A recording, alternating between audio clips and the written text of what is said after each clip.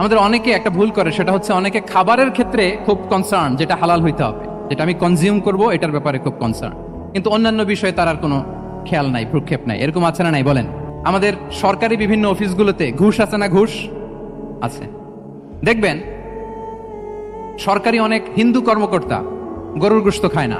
কেন খায় না? তার ধর্মে এটা নিষেধ, গরু খেতে চায় না। আচ্ছা, আবার সরকারি অফিসগুলোর অনেক মুসলিম কর্মকর্তা দেখবেন সরকারি কাজে থাইল্যান্ড গিয়েছে, চায়না গিয়েছে, খুঁজে খুঁজে হালাল রেস্টুরেন্ট খোঁজে, ওয়াইন খায় না, পর্ক খায় না। কারণ কেন খায় না? এটা ইসলামে নিষেধ। কিন্তু দুই অফিসারই, মুসলিম অফিসার হিন্দু অফিসার, দুইজনই আবার ঘুষ খায়।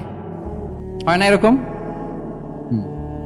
হিন্দু অফিসার গরুর গোশ খায় না, তার ধর্মে নিষেধ। মুসলিম অফিসার ওয়াইন খায় না, পর্ক খায় না, তার ধর্মে নিষেধ। তো ঘুষও তো দুই ধর্মে নিষেধ। কি বলেন? তাহলে যেটা খাবো, কনজিউম করবো, শুধু এটার ব্যাপারেই কি হালাল?